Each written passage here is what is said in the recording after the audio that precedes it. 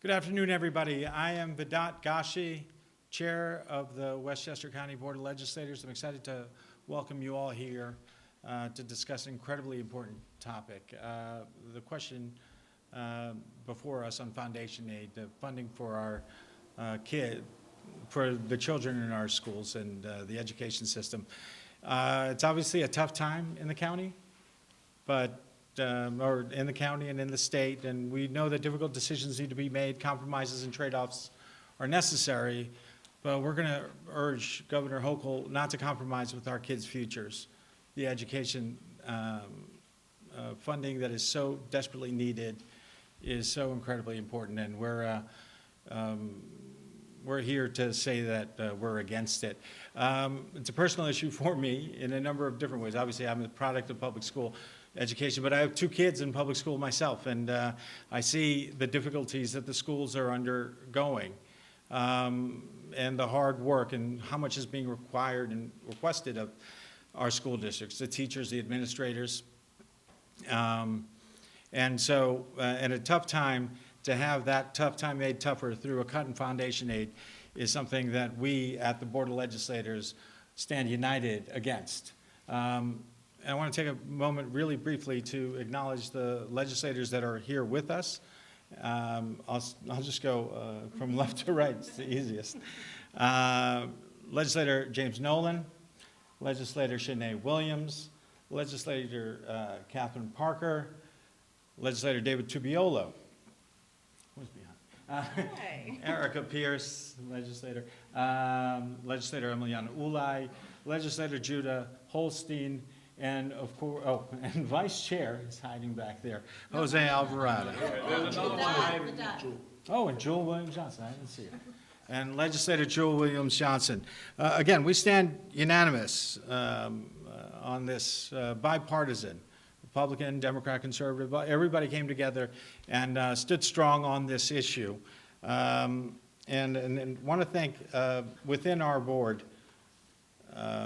especially the advocacy. I think we're blessed to have strong leaders on this issue. Emiliana Ulay is a brand new legislator, but comes from a union background representing teachers and has been a wonderful advocate and resource for us. And of course, Erica Pierce. They have been leaders within the board driving this issue forward.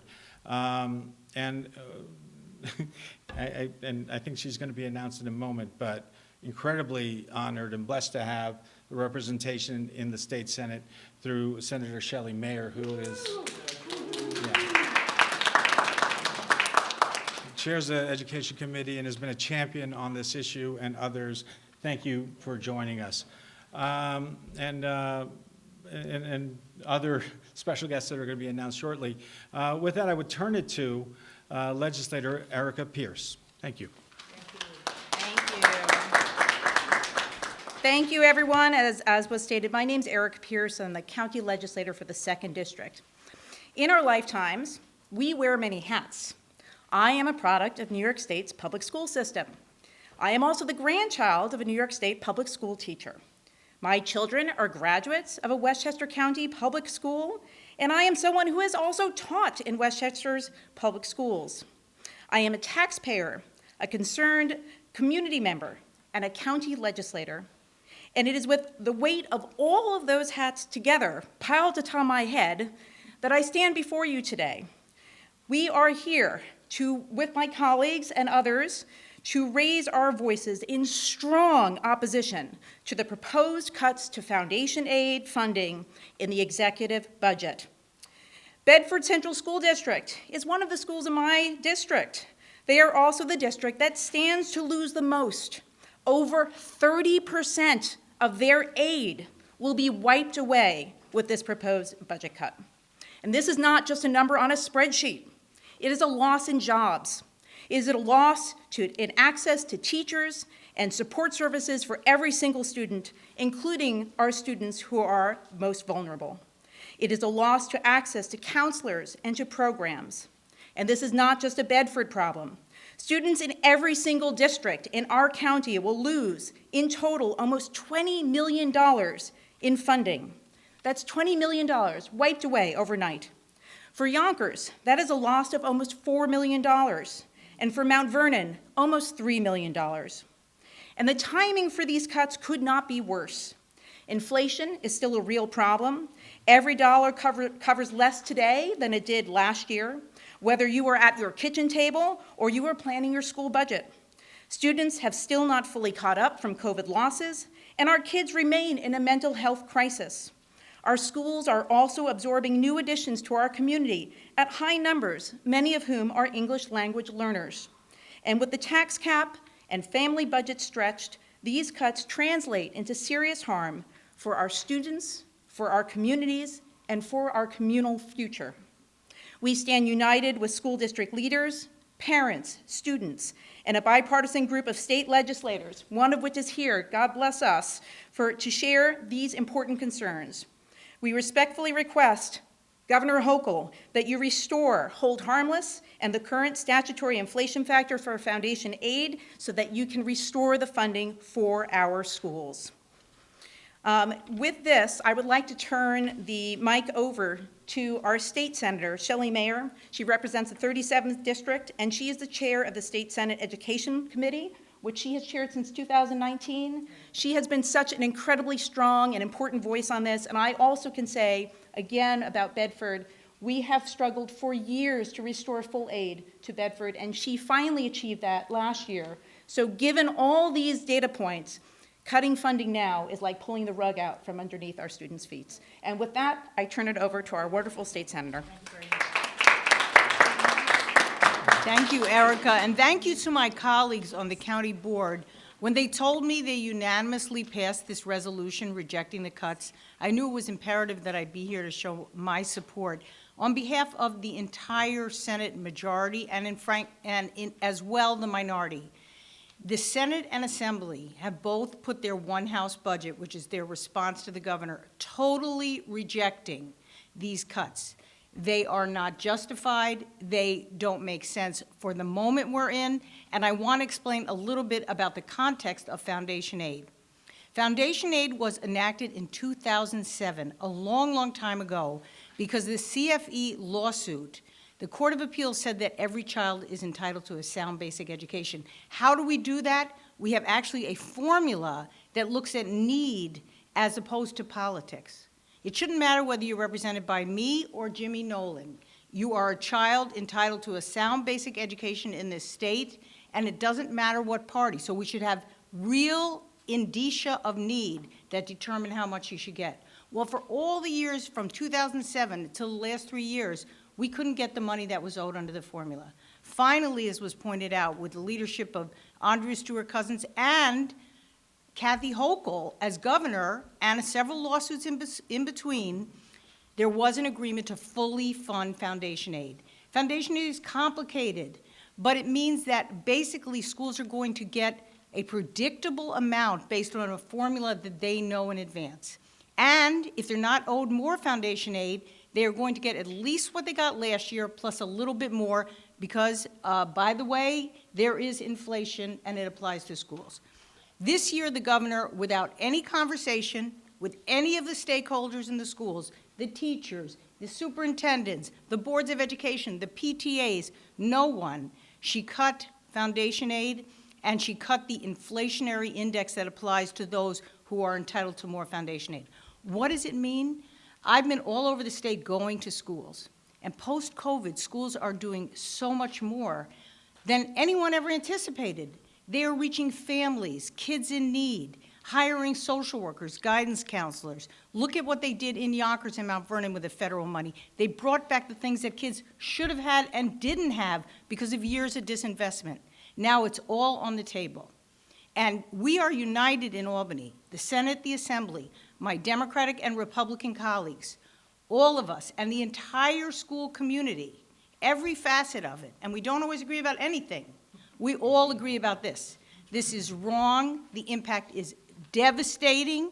It cannot be justified. There is a time for a conversation about updating the formula. We are calling for that. But the time is not right now to pull the rug out, as Erica said, from our schools and from our kids. It's absolutely unacceptable. I'm so grateful for my colleagues for standing up and rejecting it. We're going to take your words back to Albany and fight all the way. Thank you.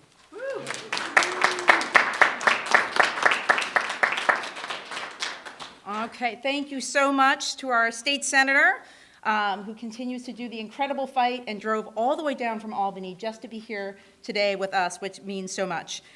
Next, I want to invite up to the podium not an elected official, but rather the Bedford Central School District Superintendent, Dr. Robert Glass. Bedford is a complicated district. Talk about complicated foundation aid formulas.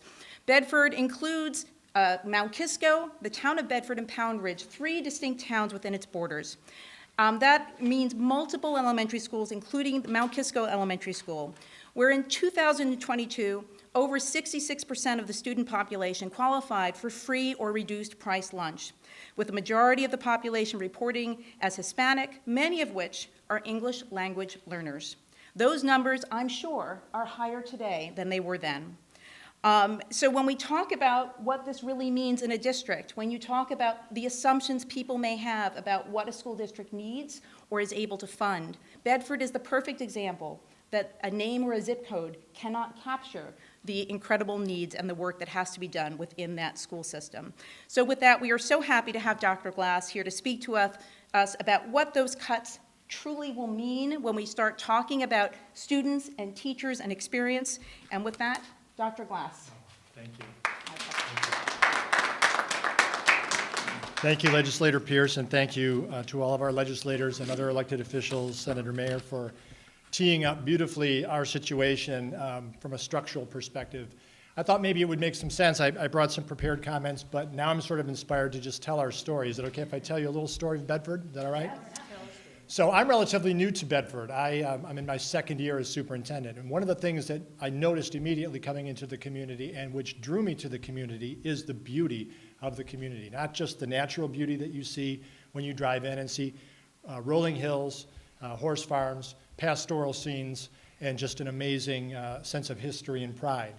And then you go to another portion of the school district, which is very large geographically and encompasses all of the municipalities that were mentioned, and you see a bustling downtown.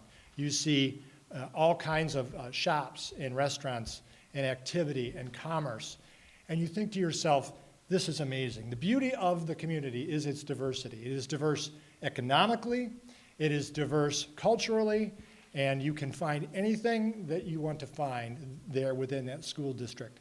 And what we have in the district, once I came in and saw what was really going on inside the schools, really made my heart leap, because we have educators, staff who care so deeply, who are mission committed. They're there for the long haul, and they are there absolutely, unequivocally to meet the needs of every single student, regardless of their situation. Along with that diversity, we have a diversity of need.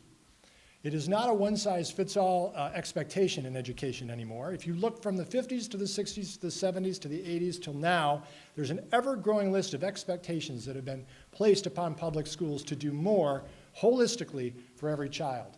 Personalize the education, help with social service needs, make sure everybody has their social emotional needs met so that they can learn, right? And the challenges are there, and we embrace them wholeheartedly.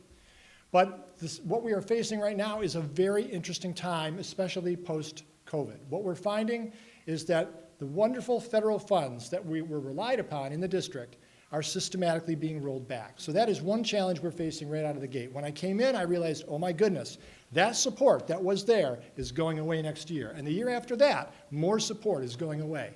How are we going to grapple with that and still meet the needs? Because there is a sort of a slingshot effect here, right? It does, just because a pandemic ends, or doesn't mean that the needs end. The residuals of that, they continue, and you see it every week. We have students in severe mental health crisis, right? And we see a lot of precursors to that we're trying to get proactive around. But that doesn't happen without resource. So as we're trying to already deal with the challenge of doing the same work and maintaining that good work and supporting our students in a challenging time with fewer resources, we're also dealing with the inflation that was mentioned. And so we have had to embark on a 3-year plan to systematically right-size our budget. to not chip away at programs, but to chip away at the budget enough that we can keep enough of those programs in place to help our students move forward. And we've been doing that very successfully. We set out a 3-year plan starting last year. We're in year 2, and we're a year ahead, almost to budget neutral and on a solid foundation to deliver the services at lower cost. And then, out of nowhere, after decades of something that was in place called foundation aid and the save harmless provision particularly of that, we find ourselves with 1% of our budget, $1.6 million roughly, removed without a word, without any warning, and we're pretty good planners. You know, you give us a challenge, we'll figure it out. We had no time to figure this out, and we're still now grappling with it. And with that loss, it put us back a year. And so last night I presented our budget, my proposed budget, to the Board of Education, and it was painful. This is the second year of painful news that I've had to deliver to our community. We have had to raise class sizes in some of our areas. We've had to trim our electives. We're trying to keep everything away from the classroom. We've had to take elementary support through our coordinators who work on the curriculum and provide multifaceted supports. 5 of those positions are scheduled to go away. And I'm hearing from parents, right? This is destabilizing a fabric that, again, has been in place in decades, 4 decades within the school district. We're letting go of some counselors. We're not replacing administrators. We are taking big hits within our curriculum and instruction department. And so anybody who's not in a classroom essentially is at some risk of being rolled back. We are cutting 26 positions, teacher positions. 9 of those will be projected layoffs. We are also in the position where we are removing 7 aide positions, and 6 of those will be layoffs.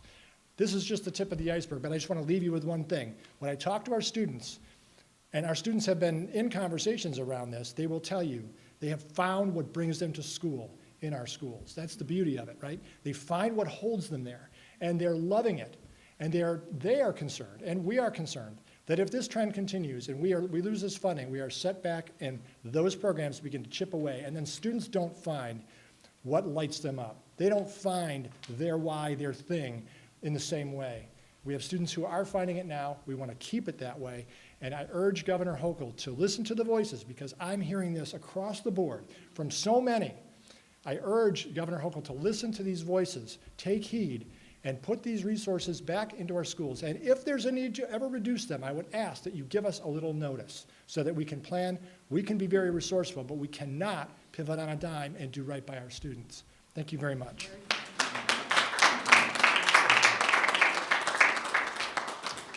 And with that, I am very happy to introduce my colleague, Emiliana Ulaj, who has worked so hard to make this chart that everyone is holding, which identifies the cuts per district, and who has extremely strong experiences and talking points related to this issue. And she's going to introduce a whole host of speakers after her, which really are the meat of the matter after our superintendent. So thank you so much, Emiliana. Thank you so much, Legislator Erica Pierce. Good afternoon. My name is Emiliana Ulaj, and I serve as the Westchester County Legislator for District 9, which includes the towns of Ossining and Cortland and the villages of Briarcliff, Buchanan, Croton, and Osting.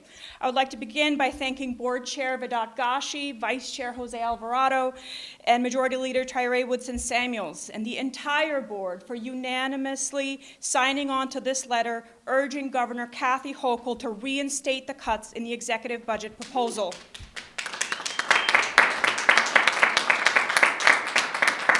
Across 40 public school districts in Westchester County, we face nearly $20 million in cuts in foundation aid funding if the executive budget proposal holds.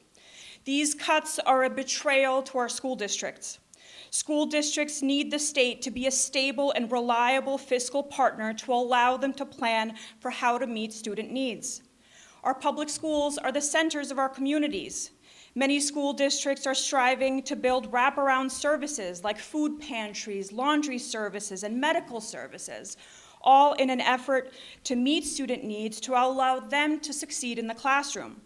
And as our schools take on more and more of the burden on their shoulders, the state cannot turn its back on them.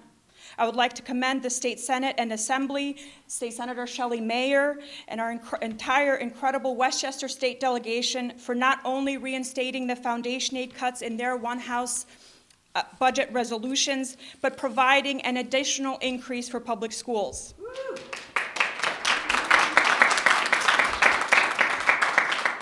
We urge our state delegation to stand strong in their budget negotiations to ensure the cuts are fully reinstated in the final budget. I also need to emphasize that if and when these cuts are reinstated, the governor must understand that we cannot continue to play politics with funding for public schools. Certain parts of the state budget must be treated as sacred. Certain parts of the state budget must be protected above all else. Public schools and public education are the backbone of democracy. They are the pillars that hold up everything else: paths to opportunity, self-actualization, breaking cycles of poverty. Public education is an investment in our future. Public education is an investment in our citizens so that they can meaningfully participate in civic life. Our schools, students, teachers, and communities deserve better from us. We urge the governor to reinstate the foundation aid cuts in the final budget. We are also glad to be joined today by union leaders from districts throughout Westchester who will speak to the devastating effects foundation aid cuts will have in their districts if these cuts hold. First up, I would like to introduce Samantha Rosado Ciriello, president of the Yonkers Federation of Teachers. Yonkers Public Schools are facing a $3.9 million cut in foundation aid. Samantha, tell us how these will impact the schools. Thank you, Miliana. As she said, I'm Samantha Rosado Ciriello, president of the Yonkers Federation of Teachers. I'm also a board member at the New York State United Teachers, our state teachers organization. As was mentioned before, the Yonkers Public Schools is facing a $4 million cut. Prior to reinstating, prior to fully funding foundation aid, we used to have ratios of staff to student where there were one student or one social worker for every 2,000 students, one psychologist for every 1,000 students. But when we were able to fully fund foundation aid, we were able to lower those ratios so that we had one psychologist for every 510 students. Now, that's still a lot. That's still a lot, but that's half of what it was before. Prior to that, our psychologists were going to 3 different schools, not in one school. Now we have a psychologist in every school. Our social workers were split between 5 different schools.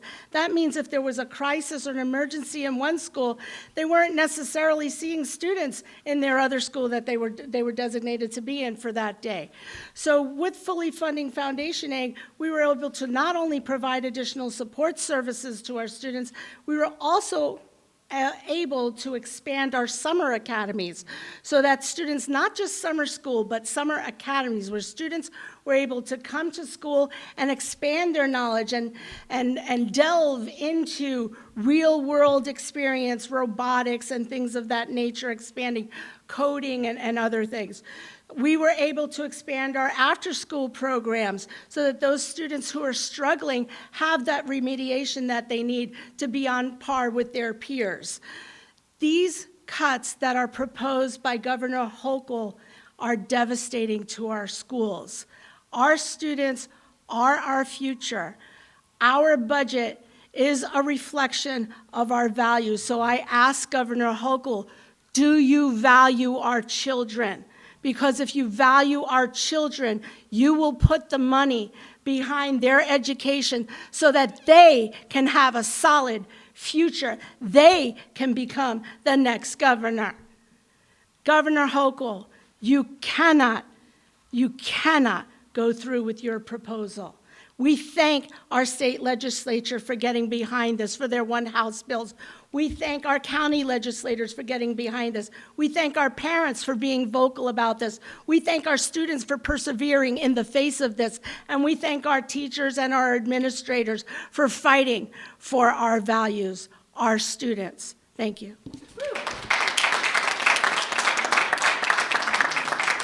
Thank you so much, Samantha. Next, we have President of the White Plains Teachers Association, Kara McCormick Lyons. The White Plains Public Schools are facing $432,000 in cuts if the foundation aid funding formula that the governor has introduced stands.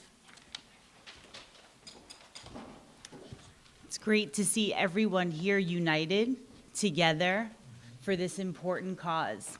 I can't think of anything more important than our future. And we're all here for what our kids and communities deserve, what they are in fact owed. So I want to thank the Westchester County Board of Legislators for really taking this moment and this movement forward together. So after years and years and years of advocacy and some more years, we were so relieved, right? It really was a lot of years. You all know that. It was a lot of years. We were so relieved and joyful to think that we had some stability moving forward, especially coming out of the pandemic. However, the reality of this budget represents a broken promise. It's a broken promise. Actually, it's 419 million broken promises to students and school communities across the state. And let's think about, Samantha spoke so eloquently about what that looks like in a school community. For Westchester, it means 20 million broken promises, fewer dollars toward quality programming, career and technical education opportunities to give our students the tools and skills they need for the future ahead. It's also fewer dollars and fewer jobs to maintain appropriate staffing, particularly during a mental health crisis. When we're facing a teacher shortage, how are we going to recruit teachers when there is not a stable career path ahead? So let's be clear. This proposed budget is indeed a broken promise. It's a broken promise to our children and to our school communities. As Emiliana Ulay eloquently said, there are some things that should be sacred.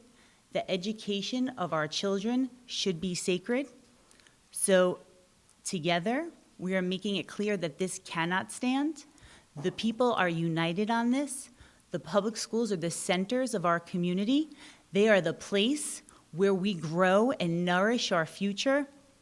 So I urge you, Governor Hochul, to please reinstate and fully fund foundation aid as was expected. Thank you.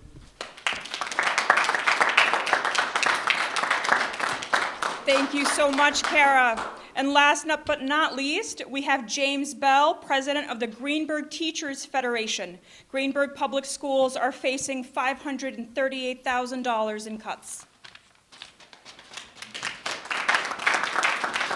Thank you. Good afternoon. Once again, I am James Bell, the president of Greenberg Teachers Federation. We consist of teachers and teaching assistants serving the Greenberg Central School District. This past October, the Greenberg community voted to support a capital plan and pass a $9 million bond to address the needs of our school district. Buildings need a lot of repair, and we want to make sure that our kids are not sitting in water when class is being taught because it's raining hard outside. Governor Hochul, our community took the first step forward to address the students' needs. This current budget proposal will remove nearly $530,000 from the Greenberg Central School District. Removal of this nearly $530,000 will impact our district extracurricular activities. For example, our arts, our music, our athletics, our busing, and all our bus service of our students throughout the district. These are just a few examples of how this budget will impact our school district on a small to a large scale. Our district, we value the whole development of a complete students through rigor in academics, extracurricular activities, assisting, nurturing, and developing a whole child. Governor Hochul, The Greenberg community has taken the first step. We ask you to take the second step together with us by providing the needed funds in our district as well as our fellow state districts. Show the spirit of We Love New York. We must reinstate the cuts and fully fund our schools. Thank you.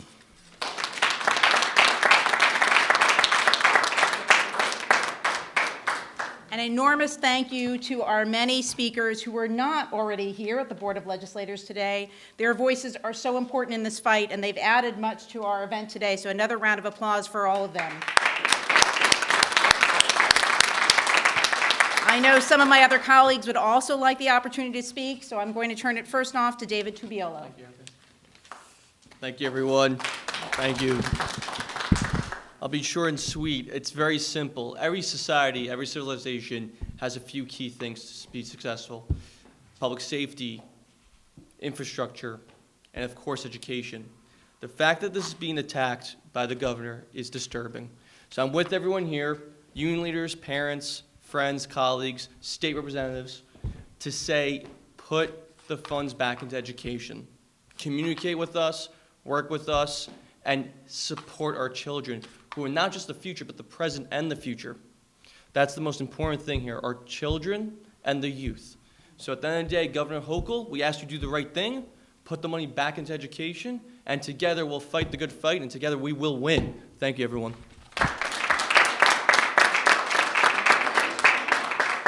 Next up, my colleague, Judah Holstein. Thank you. Thank you. So we've heard from a lot of speakers today, so I'm going to echo I'm going to echo the thank you and gratitude to my colleagues and to everyone here for working to help ensure that foundation aid cuts don't go forward. But I'm also, like Dr. Glass, going to tell a little bit of a story. A year ago at this time, maybe some of you were aware that I am in my freshman year as a legislator, and prior to that I served as a school board member, trustee on the school board in Eastchester for about 10 years.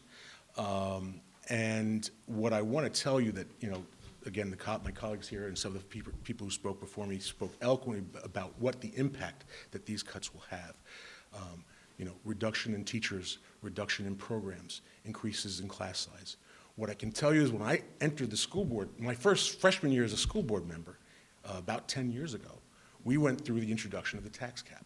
And we went through some of the same cuts and program cuts and educational cuts that we had to figure out 10 years ago. And we cut things like, we increased class sizes. We cut things like arts and music programs. 10 years later, they're not back. They're not back. Even with increases in foundation aid, and I remember working on school board with Senator Mayer, to get that foundation back and foundation aid recovery back, and how valuable it was to us. Even with all the other increases that we've had over the years in moderate and considerate increases relative to inflation because of the tax cap and responsible increases, once they're gone, they don't come back. So I urge Governor Hochul to make sure that we don't deteriorate our public education system in a way that is unrecoverable, and that we move forward with the promise that we were made that foundation aid would continue and we'd be able to keep our budgets where they need to be and move forward with education properly. So I thank you. Next up, my colleague, Catherine Parker. Thank you. I have been representing the Sound Shore of Westchester for the last 11 years, and my school districts and my communities are losing anywhere between 20% down to one of my districts has almost down to 2%, but it's almost 20%, 14, 10, and then 2. And when I hear the term foundation aid, education is truly the foundation of our society. As a public servant in Westchester County, and everybody up here, these are public servants, not just politicians. We are really focused on how we can improve our society. And when we have a situation like this, where one of the cornerstones of our society, the education, is being threatened by a cut, I think to the general public, that sends a message that politicians are not looking out for their best interests. Governor Hochul, you should take warning on that. That's not a good look. So I would say, please restore the foundation aid. And again, thank you to Senator Shelley Mayer for all her work, and thank you to our friends in Albany who really recognize that this needs to be righted. And I appreciate everything that you are doing. Thank you. Next up, my colleague, Jewel Williams-Johnson. Thank you very much. You know, the whole time I'm standing up there, all I can think about, the phrase that keeps swirling around in my mind is, the hand that giveth can't be the hand that taketh away after 1 year. So I'll just remind you of some things we all already know. Our governor should place importance and priority on our public schools because they play such a crucial role in our society, providing accessible education to all children, regardless of their socioeconomic background. They promote social cohesion, bringing together students from diverse backgrounds, promoting and fostering understanding, empathy, and cooperation. Public schools help to ensure equal opportunities for all students, contributing to the overall advancement and prosperities of our communities. And this is something our nation needs now more than ever. Greenburgh, that's in my district, as you heard, stands to lose over $500,000. I can't thank everyone here. They've said it all, and I'll repeat it. Governor Hochul, please reinstate the foundation aid. You cannot risk balancing the state budget on our children. I chair the subcommittee on health, and the two issues that are most important to the children are their health, their development, interpersonal skills, and their education. Please seriously reconsider. Thank you.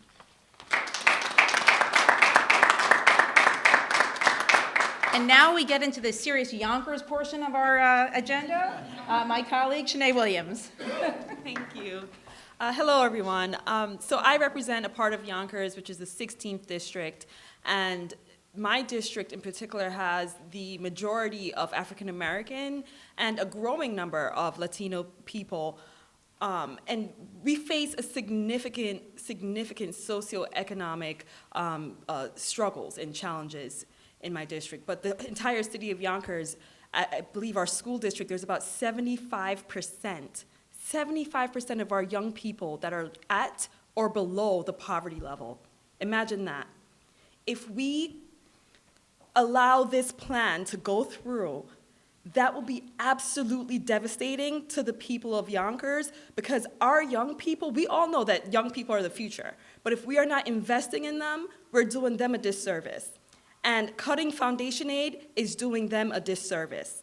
There's, we know that the best way to address and to eliminate poverty is through education. It's setting them up for success, and education is the best way to do that.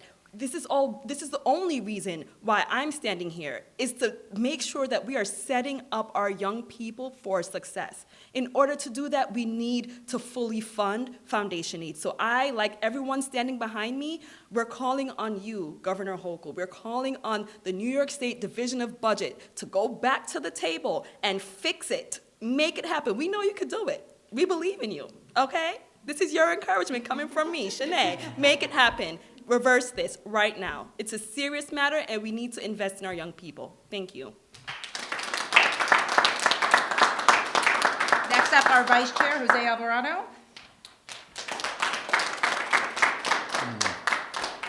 Thank you. A lot of support. We speak in one voice. I actually, on my way here, I picked up my son, a sixth grader of the public schools of the city of Yonkers, because if our kids don't know what's really happening behind the scenes, he's getting a lot of information. And in the review of a budget, it reminds me, us reviewing the budget here in the county, and taking care of what matters. And we don't mind, as a county, provide all the support we are allowed to support on behalf of our families, on behalf of our kids. And all we ask is, in Yonkers, sports a few years back became a luxury. The arts, and what is education without all of that? And what I'm hearing is that's exactly what the state would be cutting if this budget goes in as submitted. So the resolutions from the Assembly and the Senate are on point. Please reinstate this aid so that our students don't have to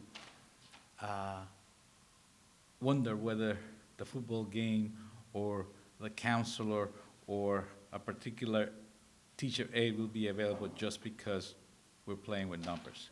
Please don't play with our children's future. Thank you so much.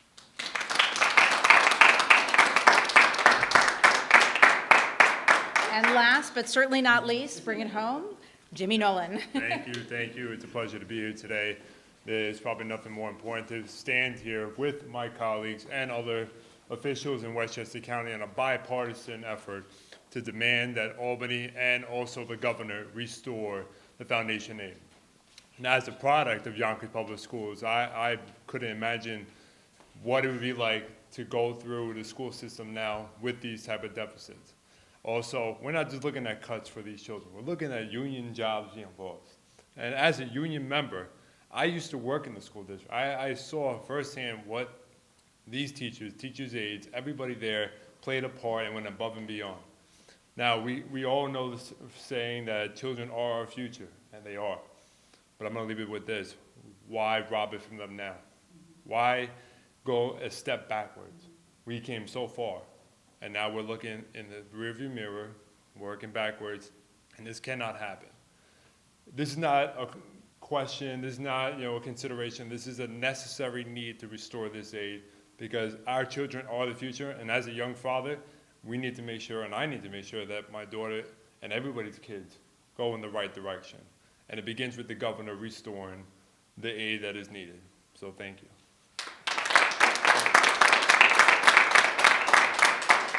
Thank you, everyone. Before we close this out, I just do want to take a moment to really recognize the teachers. Not that it's only teachers in our school building, it's teachers and counselors and supplemental staff of all sorts who have gotten our kids through COVID, who have stayed at work through that entire process, many of whom had children at home while they were doing that work, and who continue to make certain that our children are well cared for every single day in this path on their future. So I really want to give a big round of applause for our teachers.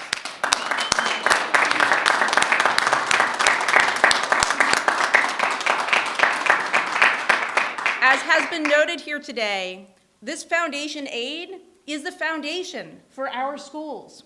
It is the foundation for our children. It is the foundation for our children's futures and all the goals that they have that they really hope to attain in the days ahead. And it's the foundation for our communal future. If foundation aid is removed, it is a promise that is broken, not only to our schools, not only to our kids, but to our entire society, because it says that our future doesn't really matter. So with that, I join everyone together one last time to say, please, we know that the governor is listening. We know the governor appreciates the importance of education. We understand there are difficulties in the budgeting process. This is not the place to find money. Restore the aid. Thank you very much, everyone.